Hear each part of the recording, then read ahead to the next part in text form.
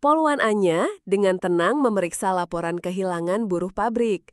Kasus itu dianggap sepele, namun ada kejanggalan kecil dalam keterangan saksi. Intuisi tajamnya merasakan ketidakberesan. Markas polisi terasa acuh, minim dukungan, memicu frustrasi mendalam dalam dirinya. Anya mengunjungi rumah petak sang buruh. Aroma debu dan kesepian menyelimuti ruang sempit. Di sudut kamar, ia menemukan sebuah gantungan kunci unik tersembunyi di bawah bantal. Detail kecil itu tidak cocok dengan narasi kabur yang disodorkan. Ia mencoba mendalami penemuan gantungan kunci. Atasan Anya, seorang perwira senior berwibawa, menolak permohonan investigasi lebih lanjut. Menurutnya, ini hanya kasus orang kabur biasa. Tatapan Anya menyeratkan kekecewaan dan dorongan moral yang kuat untuk membuktikan sebaliknya. Diam-diam, Anya kembali ke TKP. Di dekat pabrik, ia menemukan jejak ban kendaraan yang tidak biasa. Jejak itu mengarah ke area terpencil di pinggir kota, tempat sebuah gudang terbengkalai berdiri. Jantungnya berdebar, penasaran bercampur sedikit kecemasan. Di gudang itu, ia menemukan sisa-sisa tali dan beberapa benda pribadi. Suasana mencekam meliputi tempat itu. Bukti-bukti ini jauh dari kesan orang hilang. Sebuah foto Polaroid usang tergeletak menunjukkan wajah sang buruh bersama seorang pria asing. Anya membawa temuan itu ke laboratorium forensik tanpa izin resmi. Ia tahu ini berisiko. Setiap langkah terasa berat, namun tekadnya untuk mencari kebenaran lebih besar dari rasa takut. Analisis awal mengungkap sidik jari asing di tali. Saat menelusuri identitas pria di foto, Anya menemukan koneksi ke sebuah sindikat kecil. Sindikat itu diduga terlibat dalam penipuan, namun tidak ada catatan serius tentang kekerasan. Ia mulai merasakan benang merah yang samar menghubungkan korban dengan jaringan lebih besar. Anya menghadapi atasannya lagi, kali ini dengan bukti nyata. Namun sang atasan malah tampak gelisah, menyarankan Anya fokus pada tugas lain. Penolakan ini bukan sekadar birokrasi, ada nada peringatan tersirat yang membuat Anya waspada. Merasa tertekan, Anya menghubungi seorang mentor lama yang sudah pensiun. Ia menceritakan kejanggalan kasus dan resistensi yang dihadapinya. Mentor hanya mengangguk, sorot matanya menyiratkan pemahaman mendalam tentang bobroknya sistem. Malam itu, saat Anya kembali ke apartemennya, ia menemukan pintu sedikit terbuka. Tidak ada yang hilang, namun sebuah pesan tertulis rapi di meja. Jangan mencampuri urusan yang bukan bagianmu. Dinginnya peringatan itu menyentuh tulangnya, menandakan kasus ini lebih dari sekedar kehilangan buruh. Peringatan itu tak menyurutkan Anya. Ia mencari tahu lebih banyak tentang sindikat yang terhubung dengan pria di foto.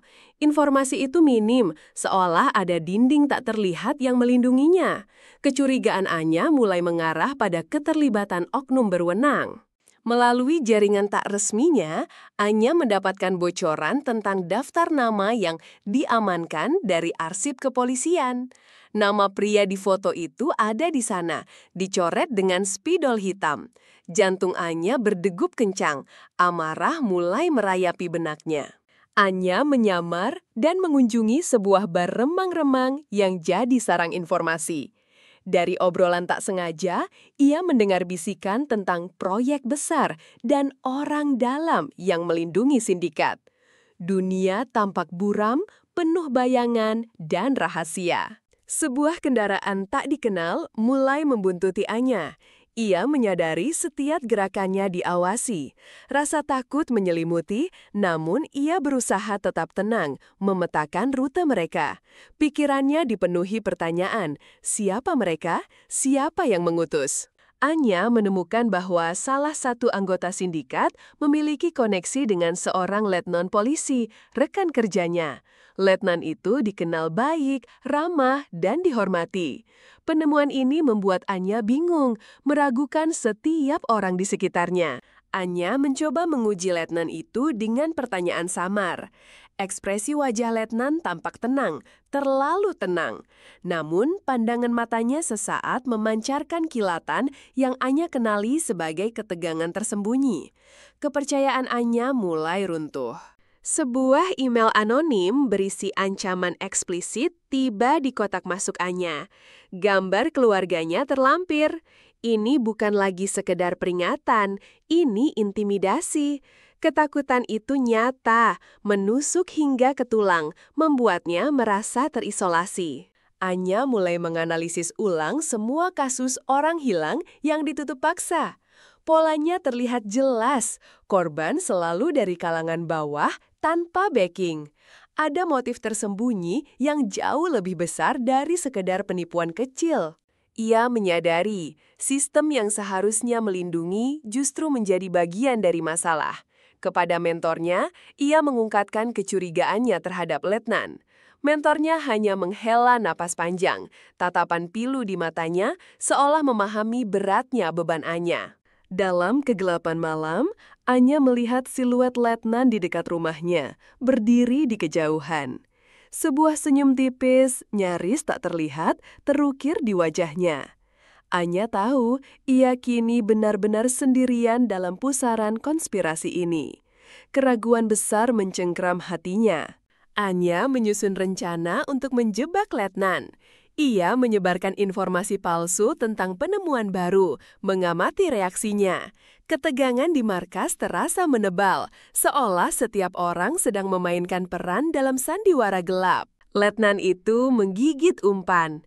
Ia terlihat panik, membuat serangkaian kesalahan kecil yang hanya Anya sadari. Perubahan perilakunya mencolok, membenarkan kecurigaan Anya. Namun, ia harus bertindak hati-hati. Ancaman terhadap keluarganya nyata. Anya menemukan gudang lain yang lebih tersembunyi. Di sana, ia mengungkap bukti perdagangan manusia skala besar, menyamarkan operasinya di balik kasus-kasus kehilangan. Letnan adalah koordinator lapangan, dilindungi oleh atasan Anya sendiri. Pertarungan moral berkecamuk dalam batin Anya. Melapor berarti mengorbankan karir dan mungkin nyawa keluarganya. Diam berarti membiarkan kejahatan terus merajalela. Keteguhan hatinya diuji di ambang kehancuran. Anya mereka bukti-bukti kunci. Dengan perasaan campur aduk antara takut dan marah, ia mengirimkan semua data kepada pihak berwenang di tingkat yang lebih tinggi, melewatkan hierarki lokal. Ini adalah pertaruhan terakhirnya. Konsekuensi datang dengan cepat. Anya diskors dari tugas, reputasinya dicemarkan. Berita menyebar, menyebutnya tidak stabil dan berhalusinasi. Ayah Anya jatuh sakit akibat tekanan ini, menambah beban emosionalnya. Namun, bukti Anya terlalu kuat untuk diabaikan sepenuhnya. Penyelidikan independen diam-diam dibuka. Beberapa bulan kemudian, letnan dan atasan Anya ditangkap. Kemenangan pahit itu terasa hambar, dicampur rasa kehilangan mendalam. Kebenaran terungkap, namun publik tidak pernah mengetahui peran Anya secara penuh. Ia memilih untuk tetap di balik layar, melindungi keluarganya dari sorotan. Karirnya di kepolisian berakhir, namun ia merasa damai, meski terluka. Anya mengundurkan diri, memilih hidup yang lebih tenang. Trauma masa lalu yang dulu mendorongnya, kini berdamai dengan kenyataan. Ia memahami bahwa keadilan seringkali datang dengan harga yang sangat mahal, bukan hanya bagi korban. Di sebuah sudut kota yang sepi, Anya melihat mantan mentornya. Sebuah anggukan singkat, tanpa kata.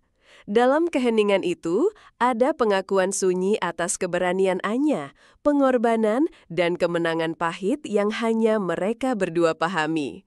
Dunia terus berputar, kebenaran kadang tak membutuhkan tepuk tangan.